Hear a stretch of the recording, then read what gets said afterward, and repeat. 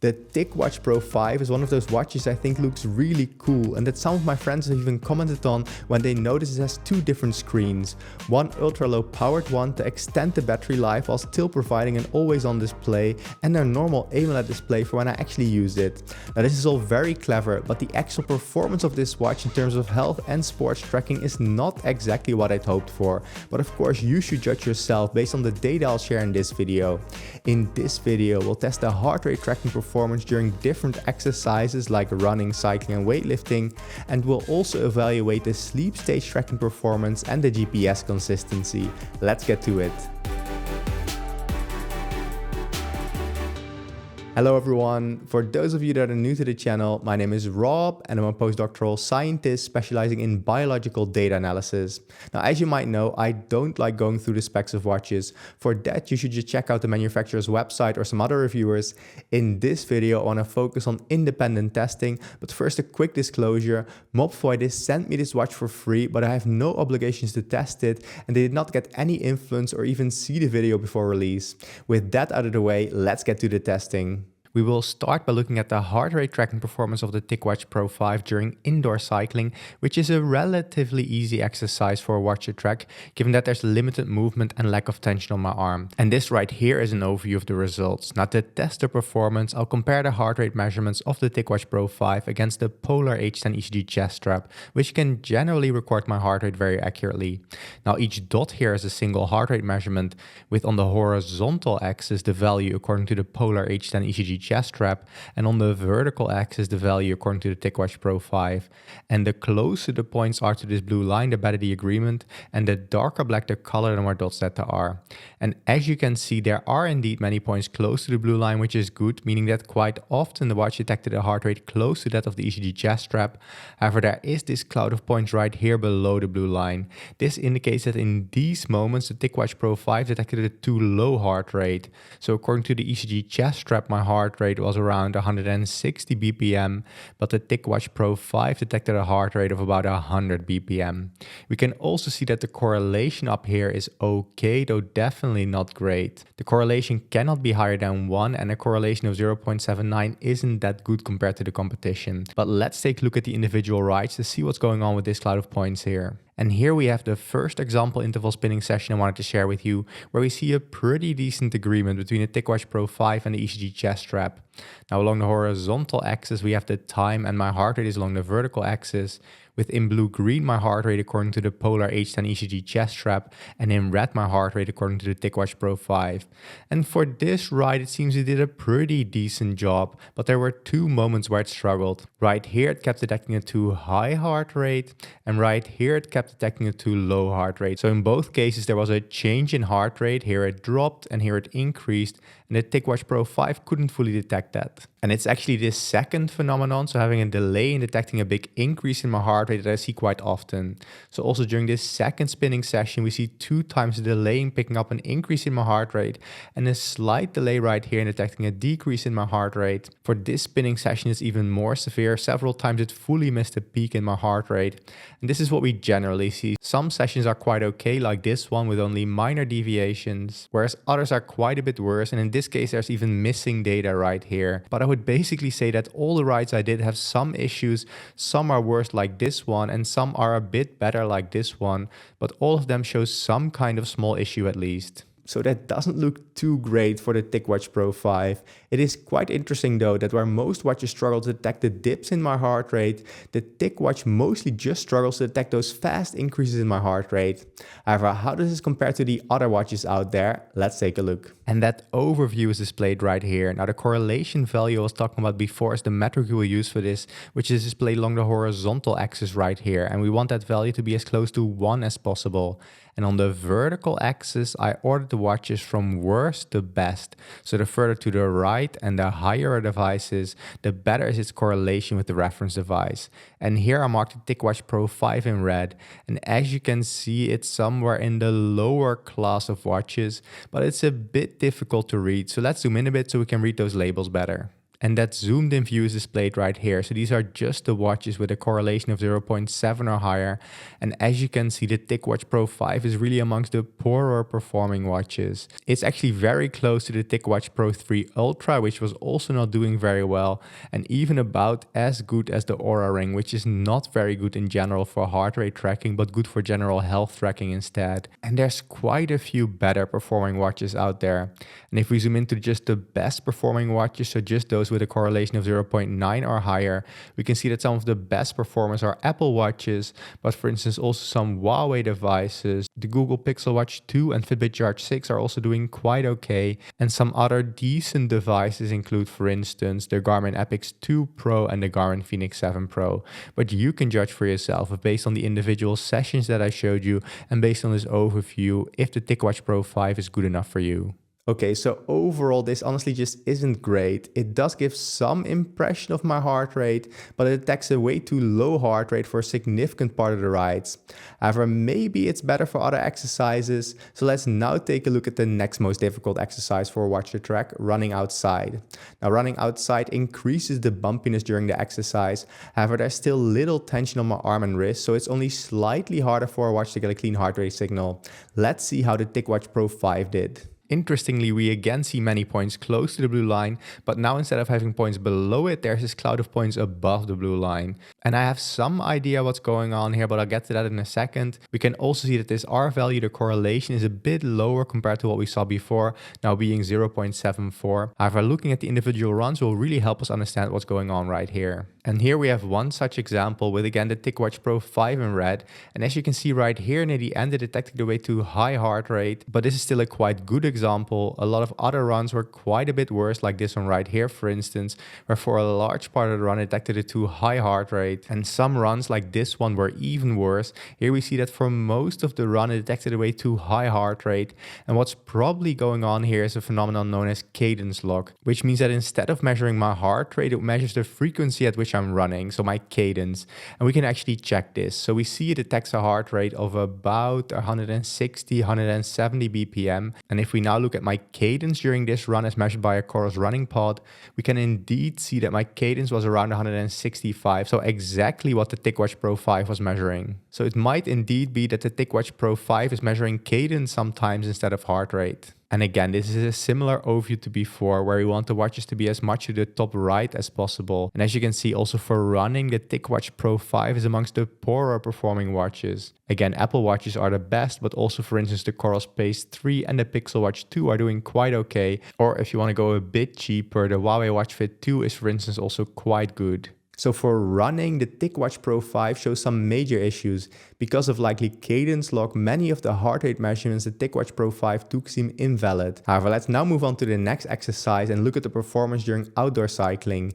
This is generally even harder for watches because there's a lot more bumpiness and also more tension on my arms because I'm holding onto the handlebars. However, first a quick side note. If you're interested in the latest updates on the wearables I'm testing, I'm planning to start back up with my newsletter and posting more off-the-cuff things on my Instagram and my YouTube Shorts channel. So if you're interested in any of those are linked below. Also, I'm trying to become part of the first people who receive watches to review from companies like Garmin, Mobvoi and Samsung. And if you want to help me make faster and better reviews, it would really help if you like, subscribe and or comment. But of course, this is totally up to you. Now enough self-promotion, let's get back to testing the TicWatch Pro 5. And an overview of that is displayed right here, similar to before. And as you can see, the correlation is now much lower at 0.34. And we have this big cloud of points below the blue line, indicating that quite often the watch detected a way too low heart rate. But again, here we need to look at the individual rides to actually see where this cloud is coming from.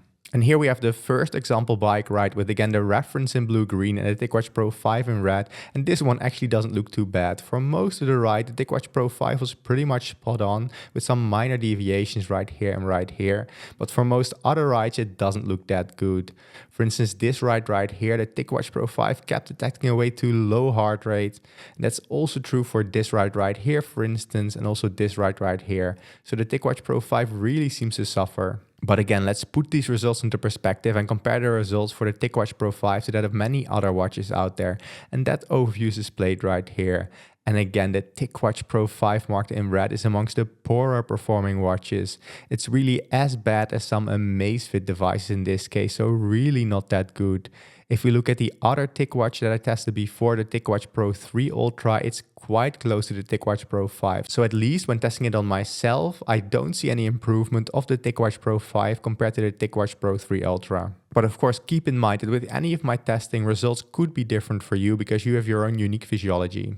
Now finally, let's take a look at the performance of the TicWatch Pro 5 during weightlifting. Weightlifting is generally the exercise that watches struggle with most because there's so much tension on my arm. Let's see how the TicWatch Pro 5 did. Now the correlation for weightlifting is 0.71, which is not the worst out of all the exercises. And we see some points close to the blue line, but this is mostly in the lower heart rate range. The moment I start a set of exercises, my heart rate increases according to the ECG chest strap, but not all of this is detected by the TicWatch Pro 5, which is why there are so many points below the blue line. But again, let's take a look at those individual sessions. And now looking at the weightlifting sessions again, we can see that each time I did a set of exercises, my heart rate increased, as you can see in these blue peaks right here. And the TicWatch Pro 5 generally wasn't able to pick up on these peaks. So when I'm resting in between the sets, it can detect my resting heart rate. But the moment I start a set and the tension on my arm increases, the TicWatch Pro 5 really struggles. And that's basically what we see for all weightlifting sessions. Most of the peaks in my heart rate are missed, so I wouldn't use the TicWatch Pro 5 for weightlifting. And again, it's really interesting to put these results into perspective. And as you can see, for weightlifting, the TicWatch Pro 5 is somewhere in the middle of all devices. So there are devices out there that struggle even more, but it's also not the best device. And as I've said before, I would generally only use watches with a correlation of about 0.9, 0.95 or higher for weightlifting. So in that case, some Apple watches, the Pixel Watch 2, the Fitbit Charge 6, and some Huawei devices could be the way to go. But in general, if heart rate tracking during weightlifting is very important to you, just use an ECG chest strap. That's the most reliable way to track your heart rate during weightlifting. So the heart rate tracking performance of the TicWatch Pro 5 just doesn't appear to be very good. At least it doesn't seem to be very good on me. Even for a simple exercise such as indoor cycling, it really struggles. And while I was running, it quite often detected my cadence as being my heart rate instead of my real heart rate. So based on this information, I just cannot recommend the TicWatch Pro 5 for heart rate tracking, but you can judge yourself based on the data that I showed. I would personally give the heart rate tracking performance of the TicWatch Pro 5 2 out of 5 stars. Next, let's take a look at the sleep stage tracking performance of the TicWatch Pro 5, which I tested for a total of 3 nights. To test the sleep stage tracking performance, I'll compare the TicWatch Pro 5 to the Z-Max EEG headband, which can actually measure my brain waves. This device also has its limitations, especially when it comes to detecting awake time. I've discussed this in several of my recent videos, so I won't go into details here, but what it boils down to is that I'll mostly ignore the awake time detection in the analysis. And here I show you an overview of the sleep test results. Now on top are the sleep stages as recorded by the Z-Max EEG device, and on the left are the sleep stages as recorded by the TicWatch Pro 5. Now each column here sums to 100%, meaning that we can see what percentage of each of the sleep stages according to the Z-Max was predicted as each sleep stage by the TicWatch Pro 5. And if they perfectly agree, all values on the diagonal should be 100%. Now, first of all, we see that only about 38% of what was deep sleep according to the Z-Max was also predicted as deep sleep by the TicWatch Pro 5. So that's honestly not that good. A larger percentage was predicted as light sleep instead at about 50%. And there's also some confusion with REM sleep. Light sleep agreement is okay-ish at best at about 58%. And most confusion is either with REM sleep or with deep sleep. REM sleep agreement also isn't very good at about 31%. And again, most confusion is with light sleep, similar to what we saw for deep sleep. And the percentage is in this row right here, so the light sleep actually look very similar. So almost the same amount of what was light sleep according to the EEG device was predicted as light sleep by the TicWatch Pro 5 as what was REM sleep. So this is 58% right here and 56% right here. And also deep sleep isn't that far off. So that generally just means that the TicWatch Pro 5 doesn't agree very well with the EEG device. Now, as I said, we're not going to focus on awake time, but just for completeness, only 27% of what the EEG device said was awake time was also awake time according to the TicWatch Pro 5, but again, we're not going to focus on this. And let's quickly look at one of the 3 nights as an example so we can understand the patterns even better, and that is displayed right here. So on top are the sleep stages as recorded by the ZMax EEG headband, with along the horizontal axis the clock time and my sleep stages on the vertical axis. And on the bottom we have a similar plot, but now for the TicWatch Pro 5. And right here I marked the deep sleep as recorded by the EEG device in purple. And as you can see, there's some agreement between the TicWatch Pro 5 and the EEG device, but only marginal, I would say. So the first deep sleep segment agrees, and also this later segment, but the TicWatch Pro 5 doesn't detect all the deep sleep that the EEG device detected, and it also detects some extra deep sleep, so that doesn't look that great. If we look at REM sleep, we again also see marginal agreement at best. So in the beginning right here, the TicWatch Pro 5 detects a lot of REM sleep, which is actually not a very likely normal sleep pattern. Some of the REM sleep segments do match, for instance, right here, and right here. But I suspect this is honestly more by chance than by design. Now, as I said, I don't want to focus on the awake moments, but just for completeness, we do see that some of the longer awake moments match between the EEG device right here and the TicWatch Pro 5. Also, the moment I fell asleep and the moment I woke up agree quite okay. But we see this one long moment right here that the TicWatch Pro 5 said I was awake, whereas if we trust the EEG device, I likely wasn't. And also right here detects some extra awake moments. So generally this doesn't look that good for the TicWatch Pro 5. So the sleep stage tracking performance of the TicWatch Pro 5 seems to be quite bad, honestly. I wouldn't use it personally to track my sleep stages, though it is likely good enough to track how much time you spent in bed in total, which out of all the metrics is actually the most important one. Still, I don't really like it when companies claim they can track something like your sleep stages in this case, while in reality they are not able to measure this. But let's put these results into context by comparing them against many of the other watches I tested in the past. And this graph right here shows you an overview of the agreement of different watches with different reference devices. Along the horizontal axis we have the average agreement over the individual sleep stages, and on the vertical axis we have the agreement of the worst sleep stage. Now the better the agreement, the more to the top right the device is. And as you can see, this overview is slightly complicated because I use different reference devices. All the devices not marked in any color were tested against the Dream 2 EEG headband, which I cannot use anymore since Dream went bankrupt. The devices marked in green were tested against the ZMax EEG device, which we also used in this video. And the devices marked in blue-purple were tested against polysomnography, so the gold standard in sleep stage tracking. And as you can see, the overall patterns look the same no matter what device we're using as a reference. So Apple Watches, the H-Sleep Pod 3, the Oura Ring, the Whoop Strap are all doing good or decent. And some of the poorer performing watches are, for instance, the Mi Band and different Huawei devices. And the TicWatch Pro 5 is really among some of the poorer performing watches. It's really not doing well, as it's to the bottom left right here. And it's actually not that far away from the older TicWatch Pro 3 Ultra, though this even seems to have done a little bit better on me, but this might have just been random chance that for these nights it just performed a bit better. Overall, compared to the competition, the TicWatch Pro 5 really isn't doing that well. So the sleep stage tracking of the TicWatch Pro 5 just doesn't appear to be very reliable, at least not on me.